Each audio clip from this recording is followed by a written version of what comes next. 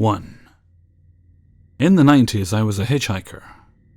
Not just around town, but all over the United States. Yes, I know everyone says it was so dangerous. And at times it could have been. I did it because I wanted to see the country when I was still young, instead of waiting until I retired and drive around in some RV. I didn't just want to see the mountains. I wanted to climb those mountains. I wanted to go camping, meet new people, see the big, beautiful country I was lucky enough to be born into. I learned quickly that you had to pay your dues sometimes and wait. It was one of these times that I will tell you about. We were on 70, headed east. Our final destination was Iowa City, Iowa, for my birthday. So this was mid-October. I was out on the road with my brother. We often traveled together, but not exclusively. I had different hitchhiking partners throughout the years, and sometimes even did it alone after taking some steps to look like a young man. So we understood that this way of life could be dangerous. We had protocols. When we got a ride from a man or men, which was often, we told the driver that we were a couple to keep the guy from hitting on me. It usually worked. We also had a protocol with who sat where. If there was a front seat available, especially in big rigs, he sat in the back and I sat in the front. That way the driver couldn't pull over and force my brother out and keep going with me in the back. It had never happened to anyone we knew, but we heard stories of bad things happening to young women that way. We were standing on the interstate. It was illegal to be standing on the interstate like that, but it was getting dark, and getting a ride after dark was next to impossible. It had only happened a few times for me, so it was either trying or pitch camp. By pitch camp, I mean roll out our sleeping bags and break into whatever food we had on us, if any. There were some trees up ahead that could be an okay spot, but we weren't ready to give up. We noticed a semi-truck pulled over in front of us. My brother, Joe, picked up his pack, put it on, and I followed him. We walked on the side of the truck furthest from the road, obviously, but the cab was empty, so we continued to where the cab connects to the load, and again I was behind him. I saw my brother throw up his arm suddenly and say, "We're not armed." Then a Caucasian man in his late 40s came out from behind the cab and sees me standing there. He looked past me to see if there was a car, which there wasn't, so took his hand away from his back, which was where he had his piece, and told us that sometimes people try to jack the driver's load, and what the hell were we doing out here anyway? We explained the obvious, we were hitchhikers and wanted a ride. And honestly, would have said, "Never mind, sorry for bothering you. We'll just be off now, Mr. Armed Guy," but we didn't. We grew up in gun country, and he didn't actually pull it on us, and I'm sure it would be freaky just to have someone pop out of nowhere on you like Joe did.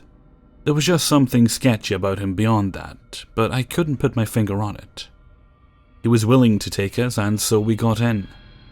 He asked us if we were armed first. We told him no, which was a lie. We didn't carry a gun or anything, but my brother had a large padlock and a short chain that was commonly called a smiley. He had never had a reason to use it so far, but he thought it was wiser to have it and not need it than to need it and not have it. Joe sat in the back, and I sat by the window as usual. Almost immediately, before we could even tell the guy we were a couple, he says, "Your brother and sister." It wasn't a question. Joe and I immediately provided contradictory answers. I am honest to a fault sometimes, so I was the one who spilled the beans. I guess we looked enough alike. We have the same mother and father, but no one except this guy had been able to figure it out. We drove for a few hours. I don't remember much about the conversation, except he, the driver, said that he wore bright colors to keep good spirits in. It was something Native Americans taught him, he said. At one point, my brother dropped his smiley on the cab floor and it made a loud thud. "What was that?" the driver asked, alarmed. "It's my wallet," my brother replied. "I have a lot of change." Thankfully, he believed him. Soon, though, the guy started getting weird. We pulled into a truck stop, and he sent my brother in to get dinner. The driver bought, and while Joe was in there, he started asking me why I was doing this. saying I should leave my brother and go ride with him. I politely tried to turn him down, but he was not taking no for an answer. I was really starting to get worried that he might try something, him being armed and all. Looking back, it really wasn't such a smart idea to be alone with this guy. But we were in a well-populated place. If he had tried to start the cab and drive off, I simply would have gotten out. Unless he pulled his gun.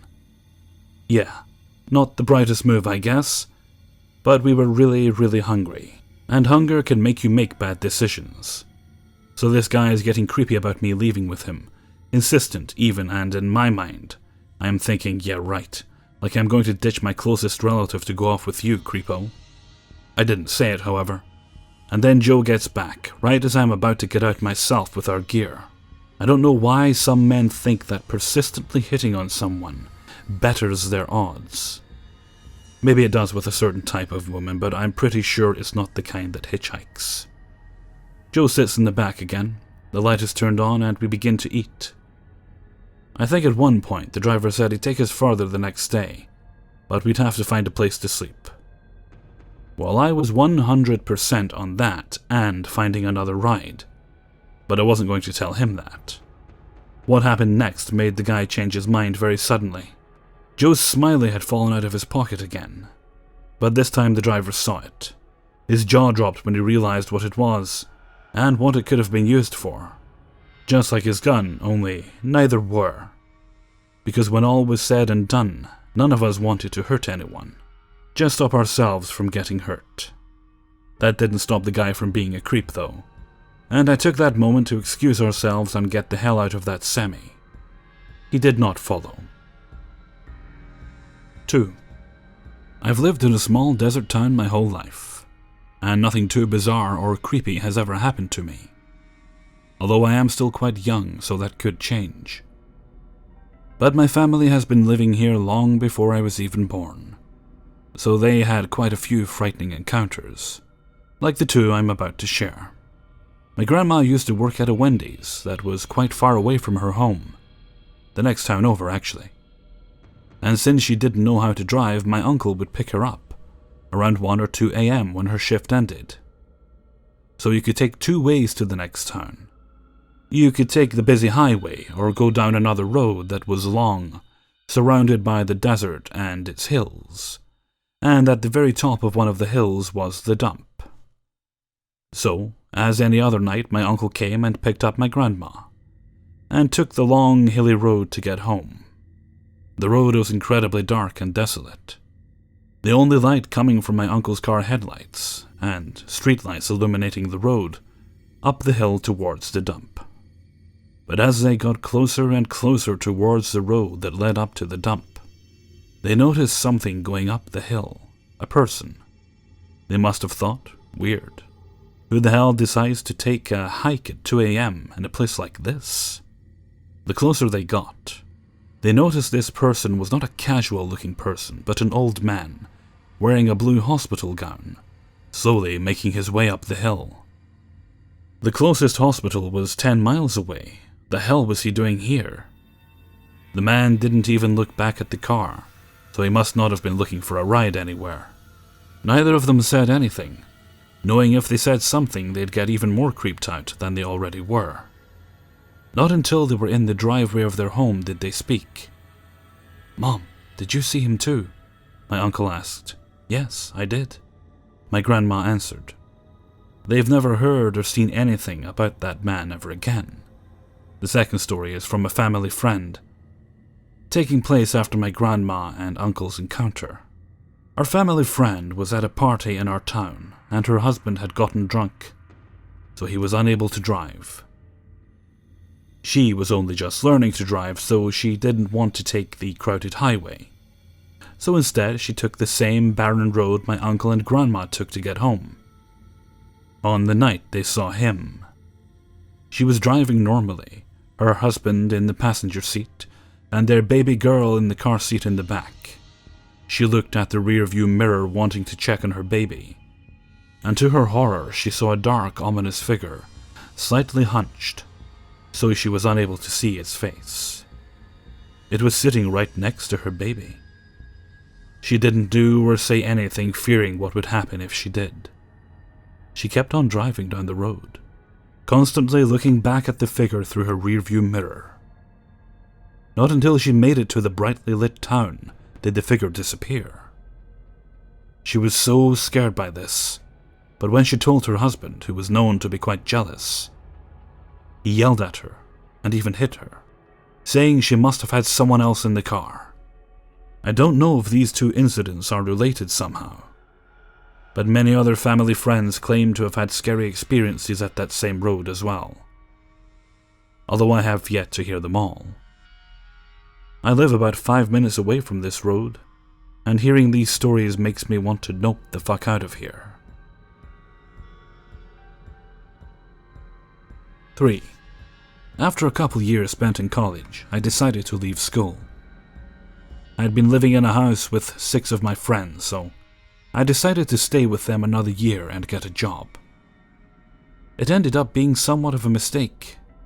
My job was very stressful, and I also let myself get entwined in a very unhealthy relationship. Thankfully, that relationship eventually ended, but coming out of it, I found myself in a fairly severe state of depression. My ex had talked me into playing World of Warcraft a few months prior, and I had gradually become very addicted to it. While that is embarrassing to admit, I'm glad at least that I didn't turn to substances or harmful habits. The game was simply a welcome escape from reality. Towards the end of the school year, the internet contract at our house was about to lapse. Being that everyone was done with school and planning their move back home for the summer, my roommates decided not to renew it. While I understood that from a rational perspective and rolled with it, my WoW-addicted soul was flipping every table in the goddamned house in a fit of rage. One of my best friends, however, had her own apartment about a mile away from me. So naturally, at her invitation, I packed up my computer in the car and carted it over to her place. I'd get off work around 5 p.m., and I'd head over to the apartment and play until I could barely keep my eyes open, usually around 4 or 5 a.m. I'd quietly slink out of the apartment and drive back to my house. One night, after yet another gaming marathon, I was headed home at about 3:30 a.m. Naturally, the roads were practically empty at that late hour. I was about halfway home and a man on a bike came riding out from a side street. He was about 200 feet ahead of me, riding fairly slowly. At first I thought he was just crossing the street, but he began to swerve awkwardly. I slowed down a bit, trying to get a read on where he was going. This was a 4-lane road with a turning lane median. When I was about 50 feet away, he suddenly tipped the bike over and fell into the left lane. I was immediately suspicious. It was obvious he hadn't run into anything or hit a pothole. It was the kind of fall that somebody does on purpose. Too gentle, too composed. I couldn't be certain, though, and I couldn't help but wonder if he was actually hurt. I've been a small town guy my whole life, so I tend to be fairly trusting. However, my limited street smarts were howling at full tilt, warring with my instinct to help. I decided to compromise. I pulled up in the right lane, about 10 feet from the man, but I didn't get out. I rolled down my window about halfway and said, "Hey man, are you okay?" Nothing. He just lay there, breathing hard and fast, not moving. His face sheened with sweat, his eyes closed. I couldn't see any obvious injuries. "Hey, if you're hurt, you need to tell me. I can call an ambulance." Still nothing. The scene of him falling into the road kept playing through my mind, and it seemed more and more staged every time it looped. Looking at the guy, his clothes were dirty and worn. His rusted bike had certainly seen better days. Considering how slowly he had been riding, there was no reason for him to be as winded as he was. Taking all that into account, my first thought was that he was probably cranked up on meth, or God knows what else. At that point, I started to get annoyed. "Look, dude, you need to get out of the road. Someone is going to run you over." As soon as the words were out of my mouth, the guy suddenly leaps to his feet with unbelievable speed, his legs spread wide in a low stance. Our eyes locked, and I can tell you that I had never seen such a look in a man's eyes, and I haven't since. They seemed to almost glow with some unspeakable rage and a glinting feral hunger. His mouth twisted into a snarl, and I knew the instant that our eyes connected that I was the prey. I didn't know a man's face could look like that. Only a split second after he was on his feet, he charged at my car at a full sprint. Honestly, I panicked. But in the calmly cautious moments when I first stopped the car, I left first gear engaged with my foot on the clutch. I dropped the clutch and gave my shitty little 4-banger hatchback everything she had. Thank God I didn't stall the car, because I heard the man's hands squeal against my windows as I sped away. My heart was racing as I looked in my rear view to see the man still standing in the road, obviously screaming like a banshee, gesturing a double middle finger at me. Everyone was asleep when I got home, and I sat on the porch, chain-smoking, trying to calm down. I decided that calling the police probably wouldn't lead to anything. After all, I was unscathed. I just wanted to relax enough to finally sleep. I couldn't help but imagine all the gruesome scenarios that could have played out had I gotten out of the car, or had the man reached my car before I could get away. But mostly I sat thanking myself for listening to that nagging suspicion. That little voice that's so easily ignored. Always trust your instincts. 4. Before my grandfather came to the US, he lived in Mexico, in a small town surrounded by nature, such as rivers, green hills as far as the eye could see, and many animals as well. My great-grandfather had some sheep not too far from their home, and it was my grandfather's job to watch them that day. He was around 10 or 11 years old at the time, so him, his sister, and a couple of other town kids they were friends with made the trip up the hill towards where the sheep were. They watched the sheep for as long as they were supposed to, and after that they stayed there to play for a little while. After they were finished playing, they all went back home. The only problem was that my grandfather had forgotten his shoes. His mother became angry with him and told him he had to go back and get them. So he did, his sister and one other friend coming along. The three of them made it back up the hill to the spot where they were playing, but the shoes were nowhere to be found. After they searched, they noticed somebody coming down the path from further up the hill. It was a woman wearing a white dress, hunched over to the point her face could not be seen. They couldn't see her legs until she got closer and closer, and once she was close enough, she saw them. But they weren't human legs, oh no. They were chicken legs, awful and nasty, ashy chicken legs. When they saw that, they knew who she was. She was La Bandolera, a Mexican legend about a woman in a white dress with terrible chicken legs who loved receiving attention.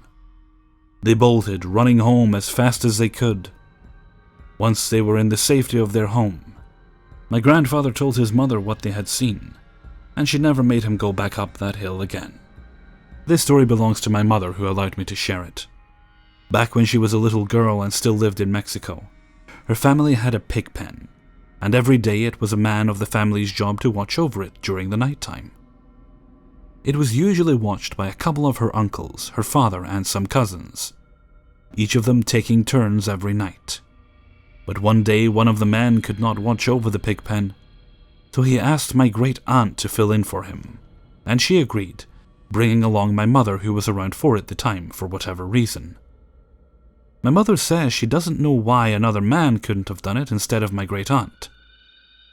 To give you a better picture and understanding of the story, the pig pen had a small shack, where whoever was keeping watch that night stayed, and a little further off, but still close by, were these large, towering, bushy trees, where, according to the townsfolk, gnomes were said to live. Now, before my great-aunt and mother headed off, the man told them that if they heard a knock on the door of the shack, Absolutely do not open it whatsoever. They agreed and left for the pen, keeping watch of the pigs throughout the night. And just as they had been told, they heard a knock on the door of the shack.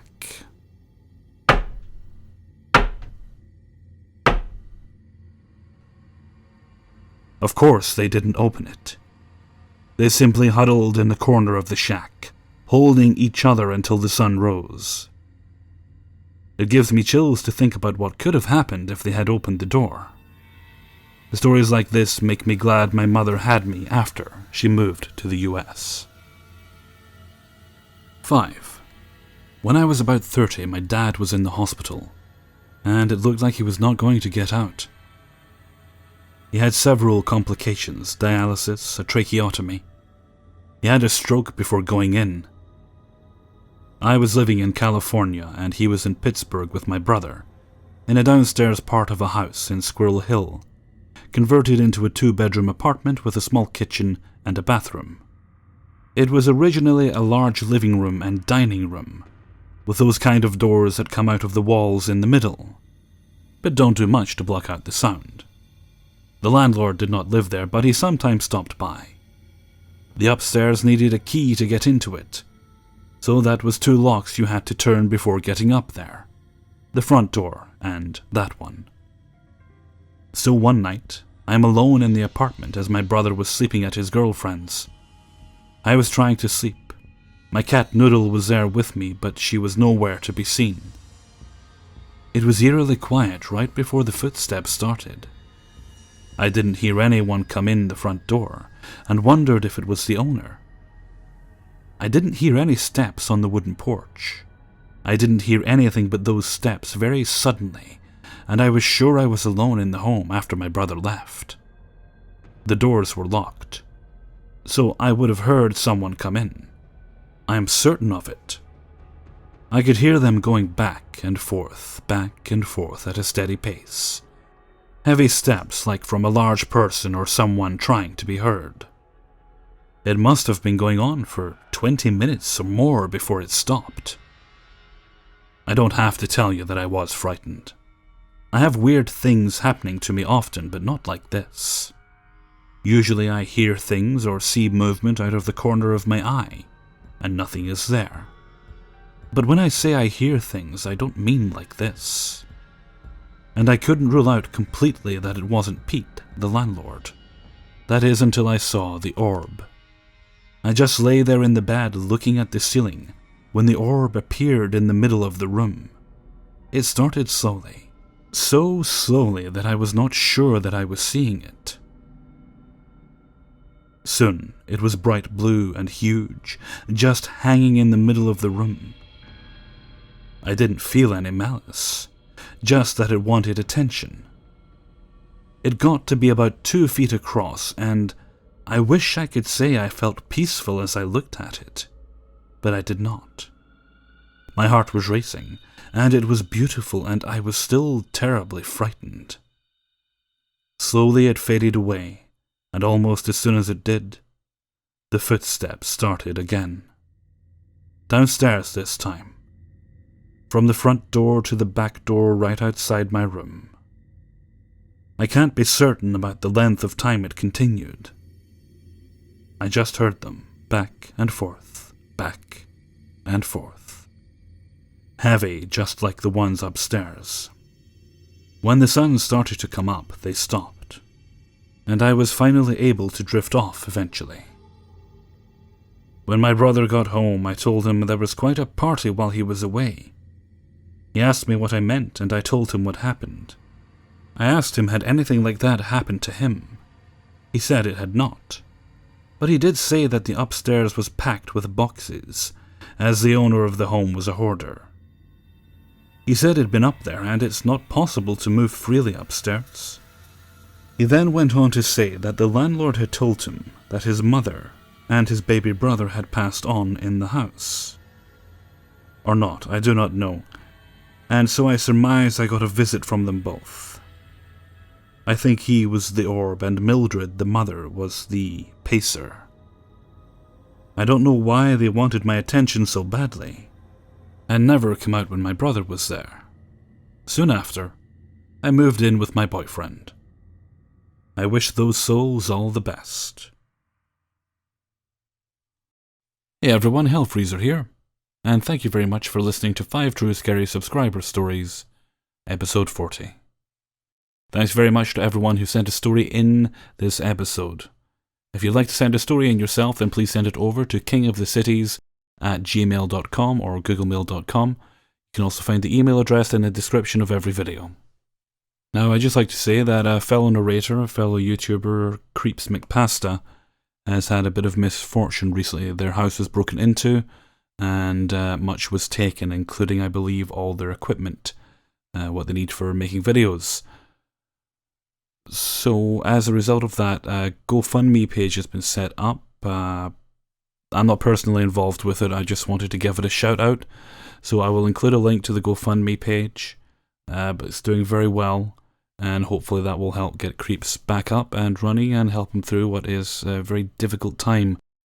It was a very long time ago my own home was broken into. I was very young at the time, but I do remember how violated the whole family felt as a result of that. And even if you can't donate, I will include a link to Creeps' own YouTube page, so you can head on over and show a little bit of love and support in what is a very difficult time for him. Okay, and with that I'm going to head off for now, so until next time, thank you very much for listening, and take very good care of yourselves.